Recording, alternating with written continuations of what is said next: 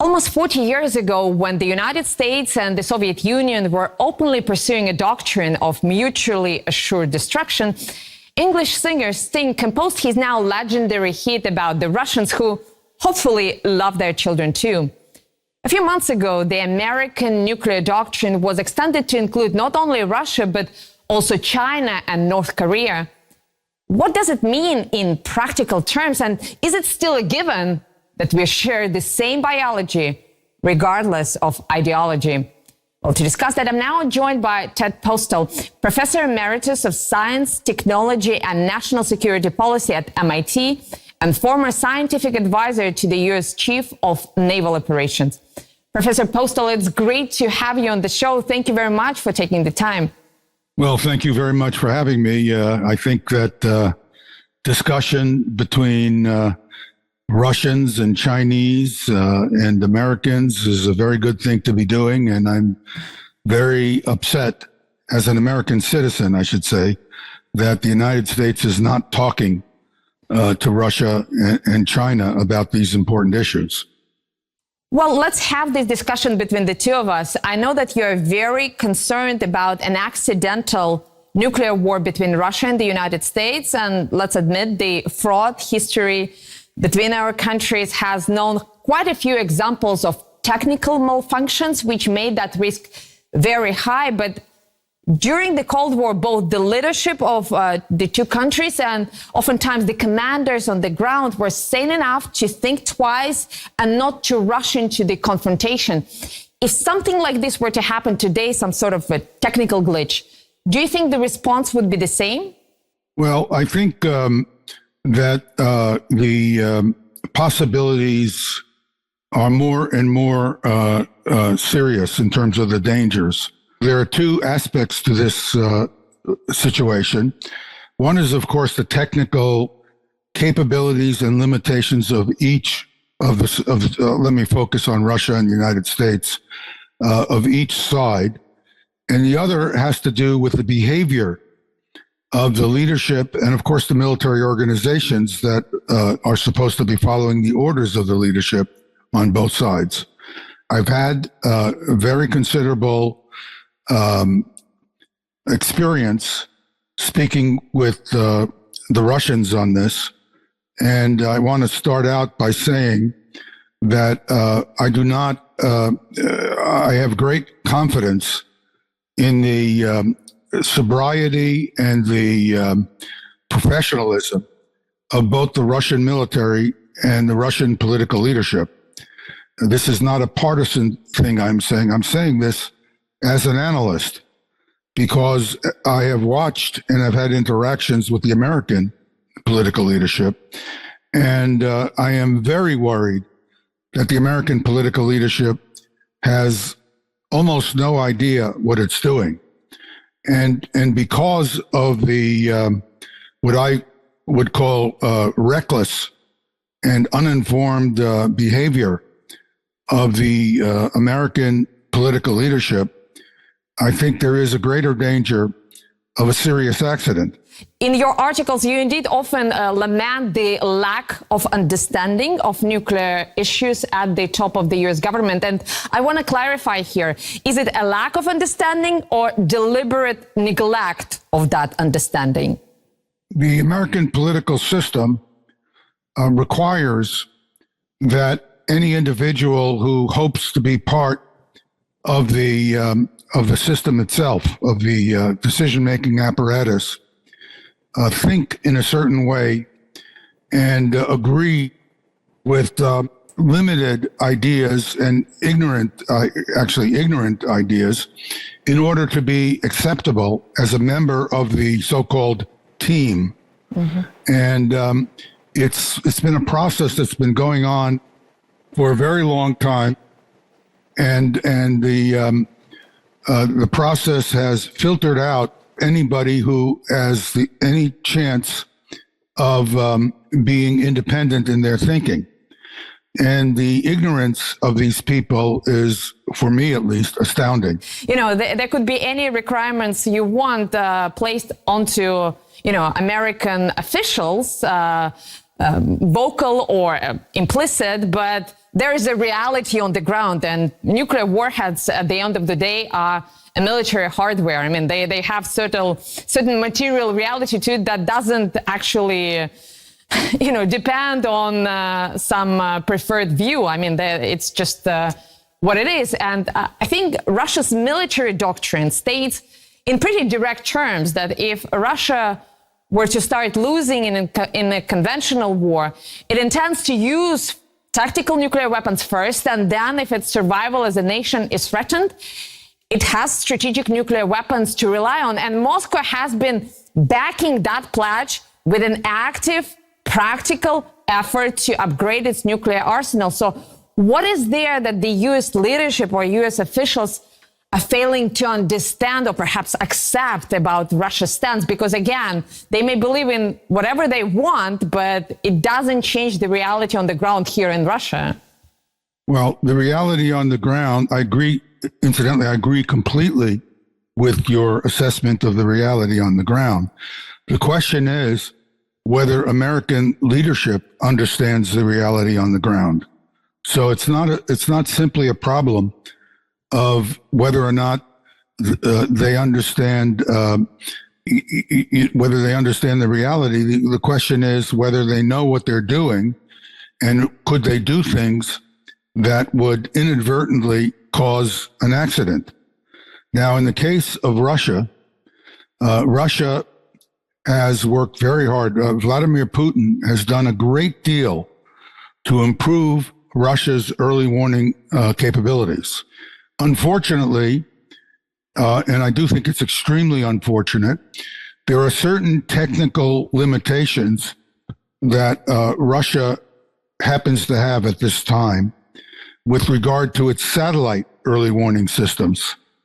And because of those limitations, which I believe can be solved, and I'm hopeful will be solved, but given those limitations now, it could easily result in a mistake from the Russian side where it looks like where they cannot tell if they are under attack or not, and they take action based on their lack of understanding.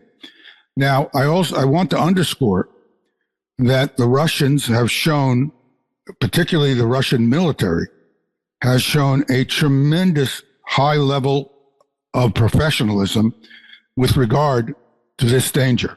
What I wanted to ask you specifically was the American leadership stance, because you argued before that it's not really tracking the reality, and yet I think there are some indications that American scientists and American officials are keeping their tabs closely on the topic. And that according to the New York Times early this year, President Biden has signed a new adopted deterrence strategy for the United States that is supposed to include not only Russia, but also China and North Korea. And I want to ask you, what do you think it means in practical terms, this ability to fight not just one, but supposedly 3 nuclear wars simultaneously? Does the United States have the capacity to do that, both political and perhaps technological as well? Well, it has the capacity to try to do it,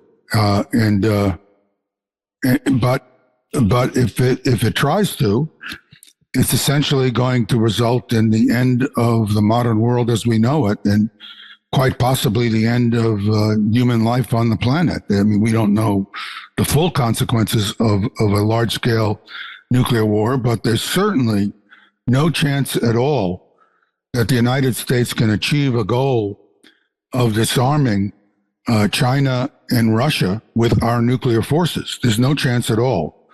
But the mythology, the poor understanding that leads to this kind of fiction is a great danger, because if they start something, there's no question in my mind that the Russians and Chinese will be left no choice but to respond. And it doesn't matter that it would be absolutely delusional, recklessly delusional to attack China and Russia with nuclear weapons. What matters is if it starts, there's going to be no way of stopping it. No one is going to be able to stop it.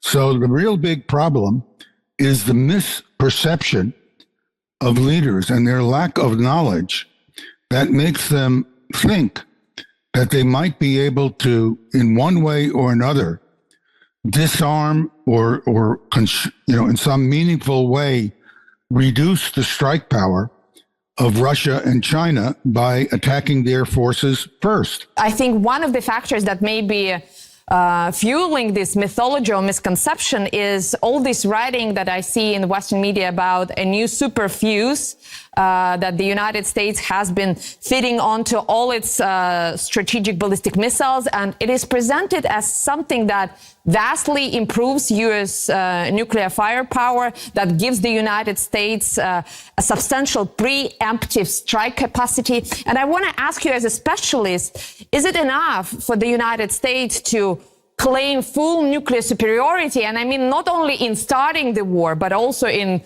proceeding with it and winning it ultimately. Well, first of all, this superfuse issue is a very important issue. It actually became public because of work I did and published initially. And that work had to do with me analyzing patents that were taken out by the U.S. Navy, and then looking at the military improvements in strike capability that resulted when, if the patents were executed properly. This program was so secret that it was hidden from the Congress itself. Members of the Congress had no idea what this program was doing. And the program was misrepresented to the American Congress as improving reliability. But it was, in fact, improving the strike capability of the United States forces. And what it does, it allows the U.S. to use a lower yield nuclear warhead, a 100 kiloton nuclear warhead that is in very large numbers on U.S. submarine forces to destroy Russian and Chinese ballistic missiles that are in protected underground silos. It improves, in effect, it improves the accuracy of delivery in a way that substantially increases the likelihood that a single warhead could destroy a missile in its silo. Because it improves the ability to do that for a single warhead, then two warheads are not needed, one on top of another, to do the same job that one warhead can do. Now, that has tremendous implications because it now means that a very large number of warheads that would otherwise be used to double attack silos are now free for attacks on other targets. In other words, the striking capability of the American forces is doubled or tripled with regard to those particular warheads. Now, Professor Embrick, you mentioned this substantial increase in the U.S. striking capability, and I think you know better than anyone else that other countries are also not sitting idly. The Russians, for example, have recently revealed the existence of the so-called ultimate doomsday weapon, the Poseidon robot submarine with quite powerful striking capabilities too. Do you think that announcement will cool down the hotheads in Washington, or is it more likely to have an opposite effect of making them even more belligerent? Well, I'm hopeful that this weapon that was introduced, this undersea robot that was introduced, will sober American political leaders. I have done everything I can to use what little public exposure, public opportunities I have to speak, to describe this weapon and its consequences. And what the average American does not understand, and I have worked hard to help them understand this, is that this weapon could potentially carry a 100 megaton nuclear warhead. I mean, an enormous nuclear warhead.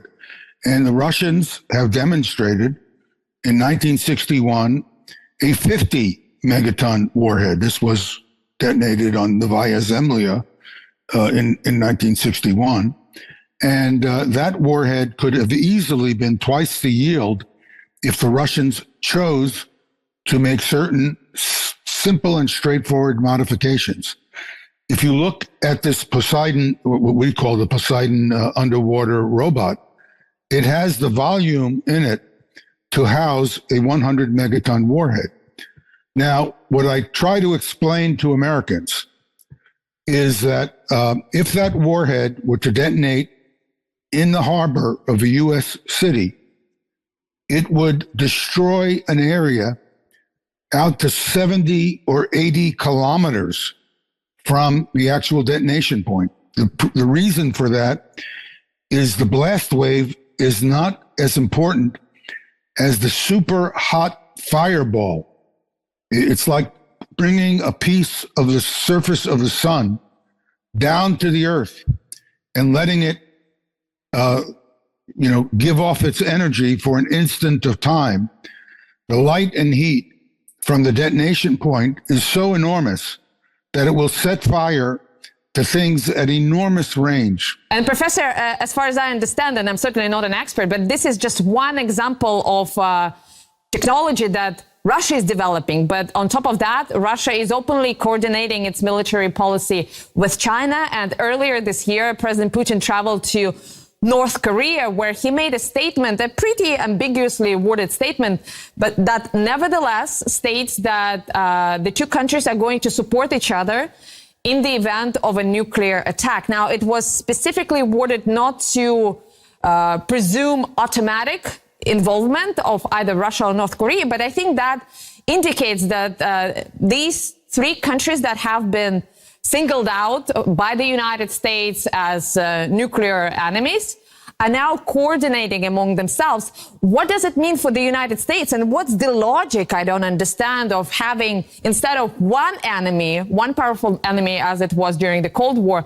the United States is now seem to be pursuing three enemies or three adversaries at the same time. What's the point?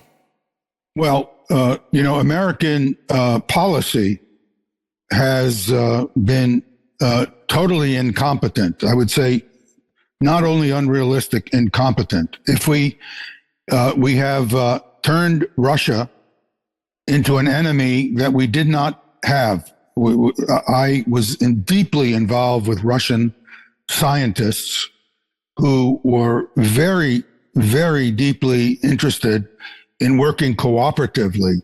But what happened is American policy treated Russia as an enemy, even when Russia was in a state of exhaustion, which it was at the time in 1990. Then, of course, we reneged on an agreement with Gorbachev to not expand NATO eastward. You can find a lot of false scholarship, fraudulent scholarship in the United States, claiming that agreement was never made. But anybody who looks at the facts knows for absolutely certainly that agreement was made. And the Russian political leadership, not just Putin, I want to be clear, the American rhetoric, Mr. Putin is an animal who would kill anybody and do anything. And I mean, it's remarkable that he has been demonized to the point that he has in the American discussion. I mean, it's impossible to believe that people can be so stupid and so gullible to believe these things. All they have to do is look at how Mr. Putin has behaved and made decisions. In fact, I am not as afraid. I am afraid of a nuclear accident that leads to an uncontrolled exchange between Russia and the United States. But I am much more confident that it would be less likely to happen because of the extremely sober and careful leadership of Mr. Putin on this issue. As you perhaps know, the Russian nuclear doctrine is now being revised. And there is a lot of lobbying efforts going on here in Moscow from the hardliners, pressing Mr. Putin, the Russian president, to be, well, I guess how they phrase it is to introduce fear back into the bilateral relations between the two countries. The argument is that nuclear deterrent is no longer deterring Americans, and many hardliners in Moscow claim exactly what you said, that the American leadership has become totally reckless, and in order for it to actually see the reality, it needs to be scared. It needs to be in touch with its own fear. And the only way of doing that is to make sure that the American leadership believes that Russia can actually use its nuclear arsenal. What do you think about this idea? Because on the one hand, you know, fear helps us survive, but on the other hand, it's sort of, it looks like even the Russians, at least some part of the Russian establishment, scientific and military establishment, are now pushing President Putin towards taking a far more hardline stance on those issues.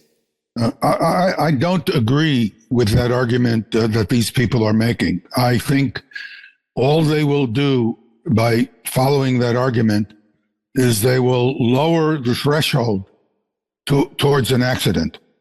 So I think that President Putin's strategy, which is to be firm and to make it clear that a nuclear war will result in everybody's destruction, and that he doesn't want to do it. He's been very, very clear about that. And he's also been very clear that if he is attacked, if Russia is attacked, he will respond and the destruction of the entire world will occur. He's been absolutely clear about that.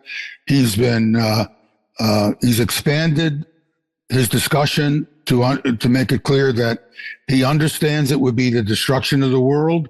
He's made it clear that he does not want to see that happen, but he's also made it clear that he will respond if he has to. Mm-hmm. So that to me is enough. And you know, if the people in political decision-making positions in the United States don't understand that, then we will all be dead. Professor Postol, I want to mention that one of the things I find most remarkable about your advocacy is that you actually petitioned the U.S. government to share with Russia certain technology, for example, in the domain of early warning system, specifically to make Russia less anxious and therefore less likely to respond irresponsibly to any type of malfunction or perhaps fear of attacks. But you also mentioned in your writing that the United States has its insecurities too. For example, it has little to no capacity to intercept any ballistic missiles, and you said that it could be vulnerable to a balloon carrying a nuclear warhead.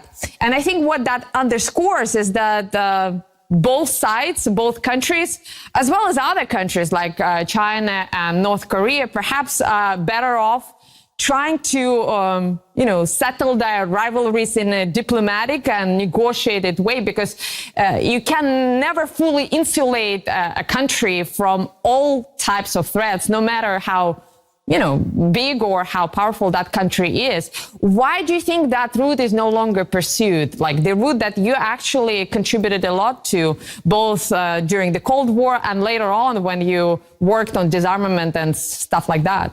Well, the problem is related to what I brought up earlier, that the American political establishment has cleaned out anybody with real expertise and knowledge from the decision-making apparatus.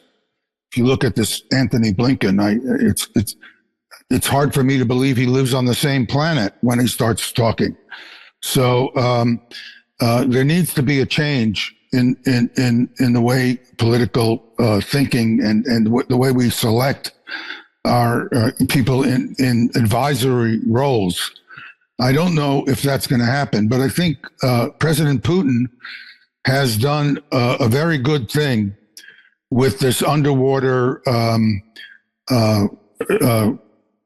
world-ending weapon that has this tremendous nuclear warhead on it, because even an idiot even a total idiot would understand that missile defenses cannot do anything about this weapon. So I don't think it was an accident that there was a decision by the Russian leadership to deploy such a weapon. The weapon was deployed so that even an idiot who believes missile defense has some capability, and it has none, and that's another discussion, but he just wanted to make it clear to anybody that even Mr. Biden, even Mr. Blinken, even Mr. Sullivan, that it doesn't matter that you have missile defenses, because even if they work, everyone in your country is going to die, and we're all going to die. Mm-hmm. And it's not, you cannot stop that as a consequence of an attack on Russia. And I think, I don't like that a weapon like this has been produced, but I think it's a sensible choice for the Russians to do. And it actually is, in a strange way, good for American political leadership, because it sobers the political leadership up with regard to thinking they can get away with anything. And that's the big problem, because once something starts, it will be unstoppable. That's the big problem. Well, Professor Postol, we have to leave it there, but let me thank you for being with us today and sharing your expertise with our audience. It's my pleasure, and I wish there were more discussion of this kind between Americans and Russians, and in particular, the Americans would take a little bit more initiative to do this, to have these kinds of discussions. So thank you very much.